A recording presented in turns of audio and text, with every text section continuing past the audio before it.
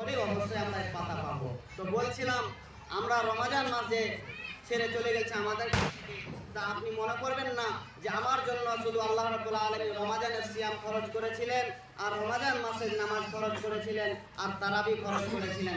জি না, ভুল ধারণা। আপনাকে আপনার জান যতদিন আছে আপনাকে নামাজ আদায় করতে হবে। হ্যাঁ, খাস করে আমি যুবক ভাইদেরকে বলবো, যুবক ভাইরা তোমার রক্ত এখন গরম, তোমাকে এখন এই যৌবনকালে তোমাকে ইবাদত করতে হবে। যৌবনকালের ইবাদত অনেক দাম দিয়েছেন আল্লাহ রাব্বুল আলামিন। যৌবনকালের ইবাদত আল্লাহ রাসূল সাল্লাল্লাহু আলাইহি সাল্লাম অনেক মূল্যায়ন করেছেন, অনেক দামের কথা বলেছেন। অতএব যুবক ভাইদেরকে আমি বলবো, তোমরা যখন যুবক আছো এই যুবককালে যা করতে পারবে, যখন তোমার বয়স 60-70 বছর হয়ে যাবে সে ইবাদত তুমি করতে পারবে না, সেরকম তুমি রোজগার ইনকামও করতে পারবে না। অতএব যুবক ভাইদেরকে আমি বলবো এবং মা বোনদেরকে বলবো, আপনার জান যতদিন আছে, আপনার জান যতদিন আছে আপনাকে নামাজ পড়তে হবে, নামাজ আদায় করতে হবে। তাই বলছিলাম আসমানের নিচে জমিনের ওপরে এমন কোনো স্থান নেই, এমন কোনো সময় নেই যে খাস করে পুরুষদেরকে নামাজ আদায় করতে হবে না, এমন একটি সময়ও নেই, এমন একটি জায়গাও নেই। নামাজ পড়তেই হবে যেভাবে হোক না কেন। যদি নামাজ না পড়ি, আপনি যে কত কষ্ট করে এই রমাজানের সিয়াম রেখেছিলেন, রমাজান মাসে আপনি রাত জাগরণ করেছিলেন আর আপনি তারাবি করেছেন, যদি আপনার এই নামাজ ঠিক না থাকে বাকি 11 মাস আপনার এই সিয়াম, আপনার রোজা কোনো কাজে আসবে না। কেননা আল্লাহ রাসূল সাল্লাল্লাহু আলাইহি ওয়াসাল্লাম বলছেন, একটি হাদিস শুনুন ধ্যান দিয়ে, খুব মূল্যায়ন করবেন, এদিকে ধ্যান দিয়ে শুনবেন, পিছন দিকে কেউ তাকাবেন না। ভালো কথা আপনাদেরকে আমি বলছি, শুনে যান, কিছু নসিহা। মা বোনেরা আপনারা ধ্যান দিয়ে শুনবেন, কেউ গল্প গুজব করবেন না, পালাবেন না। আল্লাহ রাসূল সাল্লাল্লাহু আলাইহি ওয়াসাল্লাম বলছেন, ফাইন সাল্লু ওয়াসাল্লু সাইয়্যু আমালিহি। এর আগে আল্লাহ রাসূল বলেছেন, যখন কিয়ামতের ময়দানে মানুষের হিসাব নেওয়া হবে আর সেই হিসাব হবে মানুষের ইবাদতের মধ্যে সবের প্রথম হিসাব, ইবাদতের মধ্যে সবের প্রথম হিসাব এই সালাতের ব্যাপারে, সালাতের ব্যাপারে। আল্লাহ রাসূল বলছেন, ফাইন সাল্লাত সাল্লা সাইয়্যু আমালিহি, যদি তার আমল নামাজ গ্রহণযোগ্য হয় আল্লাহর কাছে, তাহলে তার বাকি সব আমল গ্রহণযোগ্য হবে। ওয়াইন ফাসাদাত ফাসাদা সাইয়্যু আমালিহি, আর যদি তার নামাজ আল্লাহ কবুল না করে, তার নামাজ যদি আল্লাহ গ্রহণ না করে, বাকি আপনার রোজা, আপনার এই রমাজানের সিয়াম, আপনার রাত জাগা আর তারাবি করা আর হজ করা আর উমরা করা, দান সাদকা করা, মানুষের সাথে ভালো ব্যবহার করা, এক কথায় আপনার যাবতীয় ইবাদত সব বাতিল হয়ে যাবে, কোনো ইবাদত আপনার কবুল হবে না। এটা আপনি যাঁচবাজ করতে পারেন। কেননা আমি এই কথাটা বারে বারে বলছি, আমাকে এখনো কেউ বিশ্বাস করেন না, তার জন্য আমি এই কথাটা বলছি। আল্লাহ রাব্বুল আলামিন বলছেন, সুম্মা আতানা ক্বালু সামিনা ওয়া আতানা। মুমিন তো তারাই যারা মানে, শোনার পর মেনে নেয়, তারা বলে যে আমরা শুনলাম এবং শ্রবণ করলাম, আমরা শুনেছি এবং মেনে নিয়েছি। মুমিন তারাই। মুমিনার হওয়া তো সোজা নয়, জান্নাত পাওয়া তো সোজা নয়।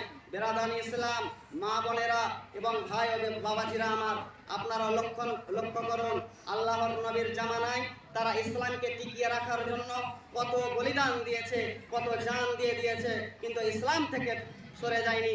আপনি স্মরণ করুন, ইয়াসির রাদিয়াল্লাহু তাআলা আনহুকে, আম্মার রাদিয়াল্লাহু তাআলা আনহুকে, সুমাইয়া রাদিয়াল্লাহু তাআলা আনহাকে, বিলাল রাদিয়াল্লাহু তাআলা আনহুকে যখন আবু জাহেল ইয়াসির রাদিয়াল্লাহু তাআলা আনহুকে ধরে এনে এবং আম্মারকে, তার ছেলে ইয়াসিরের ছেলে আম্মার এবং তার স্বামী, তার স্ত্রী ইয়াসিরের স্ত্রী আম্মারের আম্মাজান সুমাইয়া রাদিয়াল্লাহু তাআলা আনহুকে তিনজনকে পাকড়াও করে তাদেরকে টেনে ছেঁচড়ে এনে তিনজনকে তিন জায়গায় বেঁধে দিল।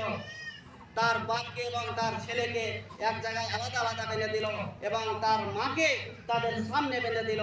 শুধু কি বেঁধে দিল না, বেঁধে দেয়নি, তাকে উলঙ্গ করে স্বামীর সামনে আর ছেলের সামনে, তাকে উলঙ্গ করে আপনার দাঁড়ালো, আপনার চাকু নিয়ে তার শরীরে আঘাত করছে আর বলছে, হে সুমাইয়া, তুমি বলো, এখনো তুমি মুহাম্মাদের তুমি পথ ত্যাগ করে দাও, তুমি তার ধর্ম ছেড়ে দাও, না তো তোমাকে এই খোঁচা দিতে দিতে আমি তোমাকে আর তোমার জীবন আমি নিয়ে নিব।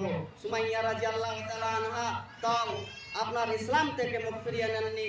আপনি লজ্জা দেখেন, আপনার কত আপনার তাকত, আপনার রক্ত কত, আপনার ক্ষমতা দেখেন। আপনার সামনে যদি আপনার স্ত্রীকে এইভাবে করা হয় তাহলে আপনার শরীর ঠিক থাকবে না, আপনার মস্তিষ্ক আপনার ঠিক থাকবে না, আপনার দিমাগ ঠিক থাকবে না, আপনি সঙ্গে সঙ্গে তার উপরে হামলা করে দিবেন। আর দেখেন তার মাকে বেঁধে রেখেছে উলঙ্গ অবস্থায়, আর তার ছেলে দেখছে সামনাসামনি রেখেছে, আপনার বাপকে আর বেটাকে সামনে এদিকে রেখেছে আর মাকে সামনে রেখেছে, যেন বাপ এবং বেটা তার মাকে দেখতে পারে। কত লজ্জার বিষয়। আর শুধু তারা কি দেখছে, সেখানে মোহাম্মদ সাল্লাল্লাহু আলাইহি সাল্লাম উপস্থিত ছিলেন। মোহাম্মদ সাল্লাল্লাহু আলাইহি সাল্লাম দেখছেন, কিছু বলতে পারছেন না, কিছু করতে পারছেন না। আর আল্লাহ রাসূল সাল্লাল্লাহু আলাইহি সাল্লাম বলছেন, সাবারনা ইয়া আলী ইয়াসির, সাবারনা ইয়া আলী ইয়াসির, এ ইয়াসিরের পরিবার, এই ইয়াসিরের পরিবার তোমরা সহ্য করো। ওয়াফি আমওয়ালিকুম ফিল জান্নাহ, তোমাদের এই আমল, তোমাদের এই ধৈর্য তোমাদেরকে জান্নাত নিয়ে যাবে। ওয়াফি আওলাদিকুম, তার আওলাদ, তার মাকে দেখছে উলঙ্গ অবস্থায়।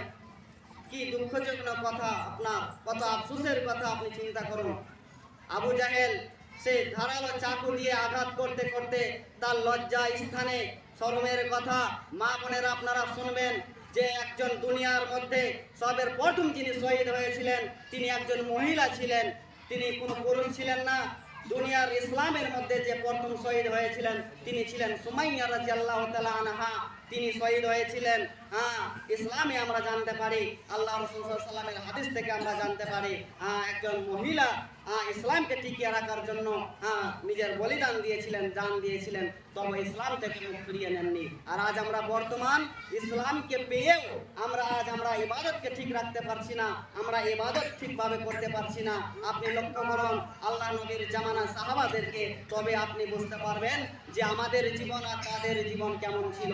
বিরাদানি ইসলাম, আমাদের উচিত যে আমরা যে আল্লাহ রাব্বুল আলামিন আমাদেরকে যে বিধান দিয়েছেন, আল্লাহ রাসূল সাল্লাল্লাহু আলাইহি সাল্লাম যে বিধান আমাদেরকে দিয়েছেন, এগুলোকে আমাকে মানতে হবে যেভাবে হোক না কেন। খাস করে বলছিলাম মা ও বোনদেরকে, ভাই বাবাজিদেরকে, আপনারা অবশ্যই খাস করে নামাজটা আপনি সাথে রাখেন। এই নামাজই আপনাকে জান্নাতে নিয়ে যাবে, এই নামাজই আপনাকে কবর থেকে মুক্তি দিবে। যদি আপনার মধ্যে নামাজ না থাকে তাহলে আপনার সব বাতিল হয়ে যাবে। বিরাদানি ইসলাম, নামাজের কথা বলছিলাম। আজ আমরা নামাজের জন্য বাহানা দিছি। যুবকদেরকে খাস করে দেখা যায় ঈদের নামাজ পড়ে আর তাদের পাত্তা পাওয়া যাবে না মসজিদে। যুবক ভাই, তোমরা কিছু মনে করিও না, আমি তোমাদেরকে উপদেশের জন্য এই যুবক বলছি। যুবকদের রক্ত অনেক গরম রয়েছে, তোমরা যদি এই যুবককালে, এই যৌবনকালে ইবাদত করো, অনেক দাম রয়েছে। তাই বলছিলাম তোমাদেরকে সোজা হতে হবে। মা ভাই বোনদেরকে যারা আছেন, যুবতী আছেন এবং যারা বৃদ্ধ হয়ে গেছেন, তাদেরকেও আমি খাস করে বলবো আপনারাও সতর্ক হয়ে যান। আপনার ইবাদত আপনি যাঁচ করেন, যাঁচ করে আপনি ইবাদত করেন। আর ইবাদত আপনি করেন খাস করে নামাজকে আপনি পরিত্যাগ করেন না, নামাজকে সাথে নিয়ে আপনি যাবতীয় ইবাদত করেন। পরে তখন আপনি নামাজ বাদ দিয়ে যে কোনো ইবাদত করতে পারেন, কিন্তু আপনার মধ্যে নামাজ থাকতে হবে। কেননা আপনাকে হাদিসে বললাম, আরেক জায়গায় হাদিস আল্লাহ রাসূল সাল্লাল্লাহু আলাইহি ওয়াসাল্লাম বলেছেন, বাইনাল আবদি ওয়া বাইনাল কুফরি তারকুস সালাহ, যারা নামাজ ছেড়ে দেয় তারা হচ্ছে কাফের। বাইনাল আবদি ওয়া বাইনাল কুফরি তারকুস সালাহ, যারা নামাজ ছেড়ে দেয় তারা হচ্ছে কাফের। বান্দা এবং কাফেরের মধ্যে পার্থক্য, যারা নামাজ ছেড়ে দেয়। মাননীয় সদী হিসাব করেন, আপনি বলছেন আমি জুম্মা পড়ি, আমি মুসলিম, কোনোদিনই না। আপনার স্ত্রী আপনাকে তালাক দিবে, এটা জরুরি। আপনার স্ত্রী নামাজ পড়ে না, আপনাকে তালাক দিয়ে তাকে হটাতে হবে। ও একজন বেধর্মী, ওর কোনো ধর্ম নেই, ওকে আপনাকে তালাক দিতে হবে। কোনো স্বামী নামাজ পড়ে না, স্ত্রী নামাজ পড়ে, তাকে তালাক দিয়ে তার কাছ থেকে সরে যেতে হবে। এটাই হচ্ছে ইসলামের বিধান। বেনামাজের কোনো অস্তিত্ব নেই, তাকে মুসলিমের কবরে মাটি দেওয়া জায়েজ নেই, তার জানাজা পড়া জায়েজ নেই, তার দেখশন করা জায়েজ নেই, তার সাথে বিবাহ বন্ধনে আবদ্ধ হওয়া জায়েজ নেই, কোনো কিছুতেই তার মুসলিমের জন্য জায়েজ নেই। বিরাদান ইসলাম, এই জন্যই আলেম ওলামা মুহাদ্দিসগণ বলছেন যে বেনামাজির সাথে পিটি দেওয়া যাবে না ঠিক, কিন্তু বেনামাজির আপনার মুসলিমের সাথে এবং যারা ইহুদি আছে তাদের সাথে বিবাহ বন্ধনে আবদ্ধ হওয়া যাবে, কিন্তু বেনামাজির সাথে বিবাহ বন্ধনে আবদ্ধ হওয়া যাবে। কত জটিল দেয়। ইহুদিরা তো আমাদের শত্রু, দুনিয়ার মধ্যে সবচাইতে বেশি শত্রু যদি দেখা যায় ইহুদিরা। কিন্তু দেখেন মুহাদ্দিসগণ বলছেন হ্যাঁ যে মুসলিমেরা যদি বিবাহ করে ইহুদিদের নারীকে বিবাহ করতে পারে, ইহুদিদের ছেলেদেরকে বিবাহ করতে পারে। এর মাসলা মাসাইল আছে, আমার কথাটা হালকা ভাবে বুঝবেন না। এই যে তো ব্যাখ্যা নিতে চান পরে বলবেন, আমাকে বলে দিব কিভাবে। হ্যাঁ, কিন্তু বেনামাজির সাথে আপনার বিবাহ করা যাবে না। কত জটিল হিসাব করেন বেনামাজি। বেনামাজি এত খারাপ, আল্লাহ রাসূল সাল্লাল্লাহু আলাইহি ওয়াসাল্লাম বলছেন যে বাইনাল আবদি ওয়া বাইনাল কুফরি তারকুস সালাহ, বান্দা এবং কাফেরের মধ্যে পার্থক্য নামাজ ছেড়ে দেওয়া। যারা নামাজ পড়ে না তারা মুসলিম, কাফের যারা নামাজ পড়ে তারা হচ্ছে মুসলিম। বেরাদানি ইসলাম হিসাব করেন। আরেকটি অন্য হাদিসে বলছেন আল আহাদুল্লাযী বাইনানা ওয়া বাইনাহুমুস সালাত ফামান তারাকাহা ফাকাদ কাফারা। যারা নামাজ পড়ে এবং যারা নামাজ পড়ে না তাদের মধ্যে পার্থক্য হচ্ছে এটাই যে যারা পড়ে নামাজ তারা হচ্ছে মুসলিম, যারা নামাজ পড়ে না তারা হচ্ছে কাফের। মান তারাকাল আসরি ফাকাদ হাবিতা আমালুহু। যদি কেউ খাস করে স্বইচ্ছায় ইচ্ছা মতো আসরের নামাজ ছেড়ে দেয়, আল্লাহ রাসূল সাল্লাল্লাহু আলাইহি ওয়াসাল্লাম বলছেন যেন সে তার পরিবার, আত্মীয় স্বজন, ধন সম্পদ সব কিছু আমল যত আছে সব সে নষ্ট করে দিল। আপনি যত আমল করেছেন সব আপনার নষ্ট হয়ে যাবে। এর উদাহরণে আল্লাহ রাসূল বলছেন মনে হয় তার ধন সম্পদ, তার পরিবার, আত্মীয় স্বজনকে সব কেউ নষ্ট করে দিল আসরের নামাজ ত্যাগ করাতে। তাহলে আপনি তো নামাজই পড়েন না, খালি জুম্মা পড়ছেন। আমরা তাকে মুসলিম বলি না যারা জুম্মা নামাজ পড়ে। যারা জুম্মা নামাজ পড়ে তাদেরকে আমরা মুসলিম বলি না। বলবেন মৌলভী সাহেব বক্তব্য কেন এত করা? আরে ভাই, আমি করা কথাই বলছি। করা তো বলেছেন আল্লাহ রাব্বুল আলামিন, করা ভাবে বলেছেন আল্লাহ রাসূল সাল্লাল্লাহু আলাইহি সাল্লাম। আমি তো মাত্র কোনো মাত্র অনুবাদক, আপনার সামনে আমি পেশ করছি। আপনাকে আমি তরজমাটা পড়িয়ে বুঝিয়ে দিচ্ছি যেভাবে আল্লাহ রাসূল সাল্লাল্লাহু আলাইহি সাল্লাম বলেছেন, যেভাবে আল্লাহ তাআলা বলেছেন। তাই আমি বেশি লেট করব না। আজকে আমাদের খুশির দিন, কেউ দুঃখ নেবেন না, কেউ দুঃখ মনের মধ্যে রাখবেন না। আমি আপনাদের এখানে 1 মাস ধরে এসেছি।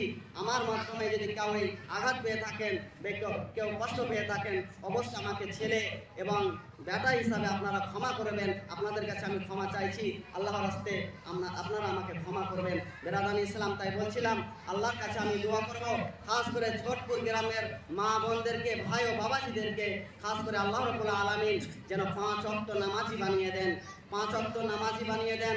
এবং আল্লাহ রাব্বুল আলামিন যেন আমাদেরকে শিরিক বিদআত মুক্ত আমল করার তৌফিক দান করেন। আল্লাহ রাব্বুল আলামিন যেন আমাদেরকে শিরিক বিদআত মুক্ত আমল করার তৌফিক দান করেন এবং আমাদেরকে 5 ওয়াক্ত নামাজি বানিয়ে দেন। আমাদের মধ্যে আল্লাহ যারা আমাদের কাছ থেকে বিদায় নিয়েছে, আল্লাহ কবরবাসী হয়েছে, আল্লাহ তুমি তাদেরকে রাজাত দিও, তাদের কবরের আযাবকে মিটিয়ে দাও। যারা আমরা বেঁচে রয়েছি আল্লাহ আমাদেরকে হিদায়াত দাও। যারা আমরা এখনো নামাজি হতে পারিনি, আমরা সঠিক দিনকে জানতে পারিনি, আল্লাহ আমাদেরকে তুমি দিন জানার তৌফিক দান করো।